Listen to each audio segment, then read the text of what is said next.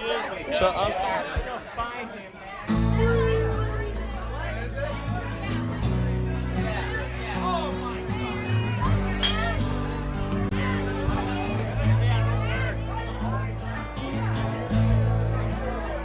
How's it going, dude?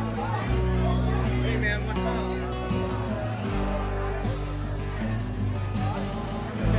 Tell Todd he can turn the radio back on. When it first happened, it was life-threatening. You know, I would rather have been dead. Even 15 years later, when I think about it, I still get emotional about it. But when it first happened, I couldn't talk about it like I'm talking about it now. If he hadn't left us a son, I would have really been in bad shape. He doesn't relate to being his father's son. He was 11 months old when his dad died. You know, it means nothing to him that Brad was his dad, because he never knew him. Sublime was always practicing in our garage, because of course they couldn't afford to practice anywhere else, you know, in high school and college, and the neighbors were always upset with me.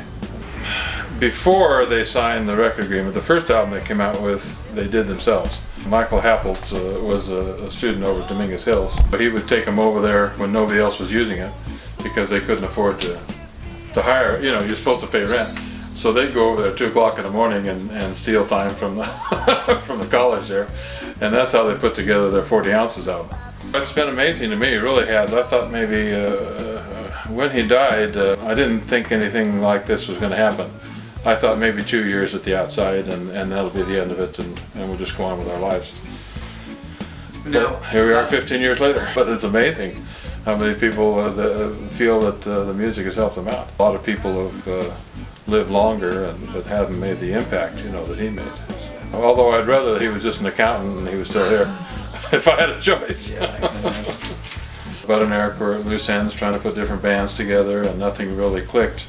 And then they decided, I don't know, 3 or 4 years ago that maybe they'd like to go out as Sublime again and play a lot of the songs that they really never got to play that were on the self-titled album.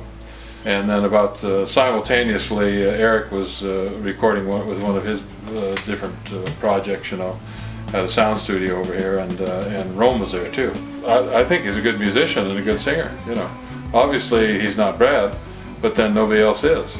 Some days I'm just so upset that he left, you know. If I had it all to do over again, I'd rather have Brad, you know, and not the music, you know.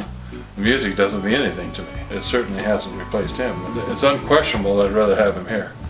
And if he had never picked up a guitar, that would have been fine with me.